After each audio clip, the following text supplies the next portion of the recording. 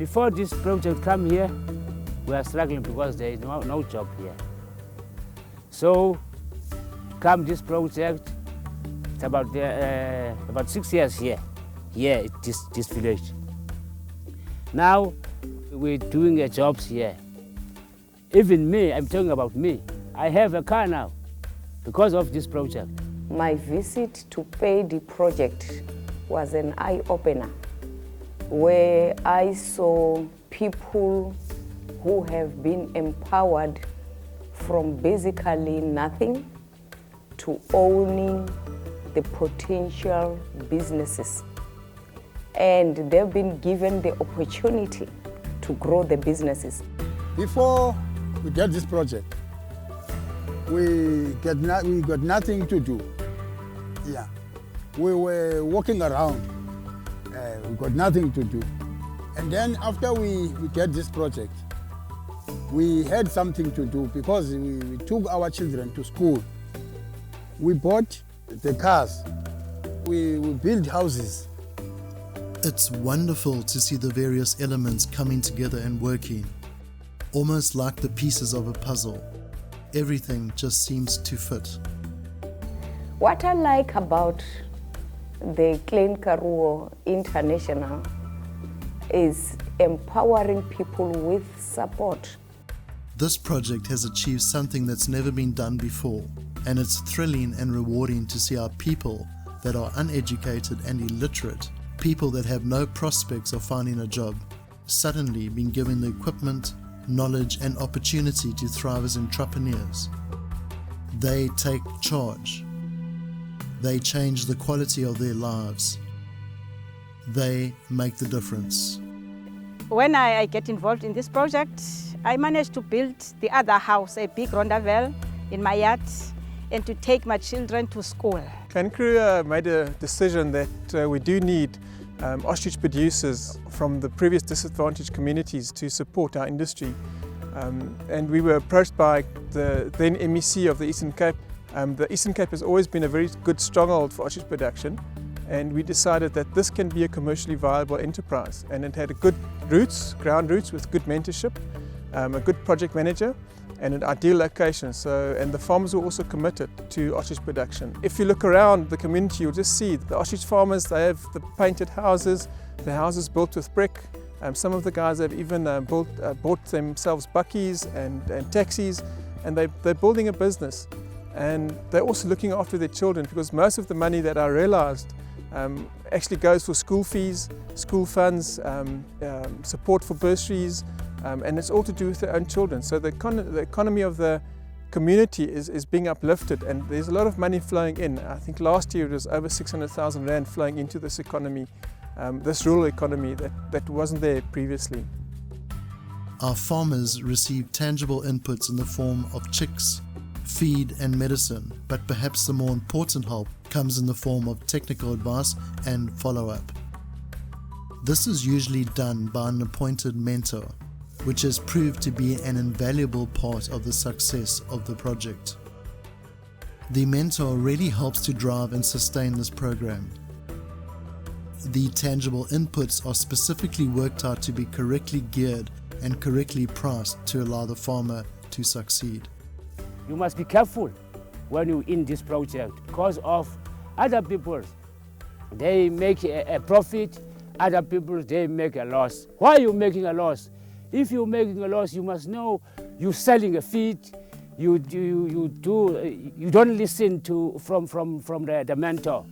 If you don't want to follow the mentor instructions or the management instructions, you are going to lose, because you are not going to get all what you're supposed to get, because you are not following what you must follow. Of course, the farmers also get the training and technical advice they need to get started. But without a doubt, the mentors seem to be a vital ingredient for each farmer's success. On a monthly basis, we just look at performance reports, how good they are performing, mortalities, anything like that, and then we will give input on those production parameters that we feel that are outside performances. A typical scenario would be that the mentor visits a farmer on a regular, scheduled basis. The mentor will then do a full report on how the farmer is doing and discussing any areas that need to be addressed. This is all documented. Remedies and improvements are discussed and agreed to and signed by both parties.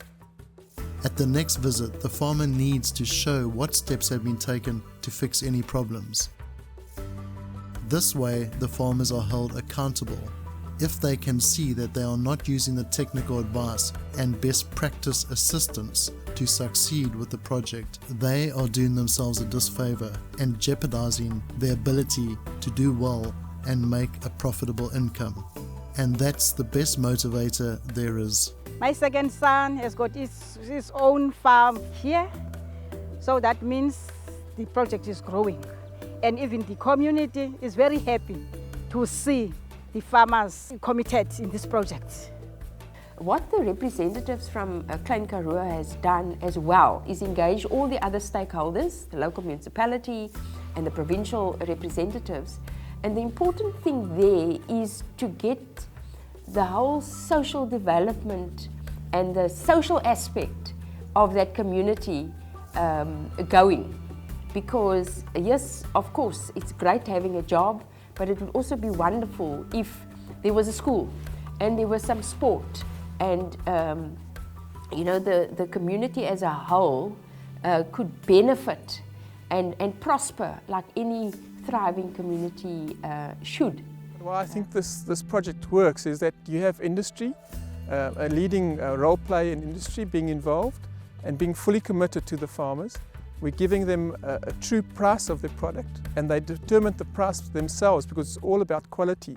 Now we have 20 farmers contributing to economy of scale, and their income that they receive is that they get a small stipend to sustain them through the 12-month production period, and when they get their money at the end of the period, all costs, all expenses are deducted. There is hope that the sustainability is there if you are looking at the business model used, where farmers take ownership of all the activities happening on their business. That's where the suggestion comes. And with my little knowledge and views that I've had from the participants of the project, that there is really hope. There is a change. The project changed their lives.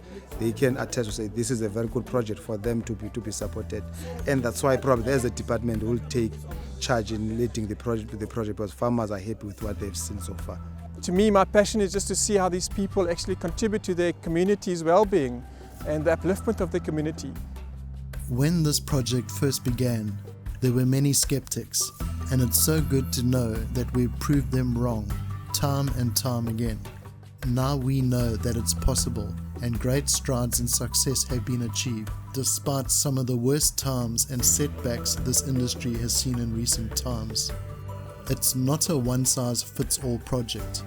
Often, it requires those involved to take risk, move out of their comfort zone, try something different to what they know and have been told for years, even generations.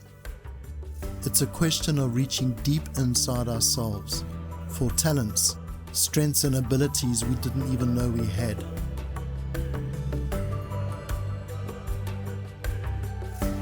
It's a time of finding out exactly what we have to offer, whether that's helping from a support or funding point of view, or tackling uncharted waters as a budding new entrepreneur, taking up a challenge that you've never dreamt of, or becoming a mentor that can guide and motivate people to achieve goals and dreams they've only ever heard of.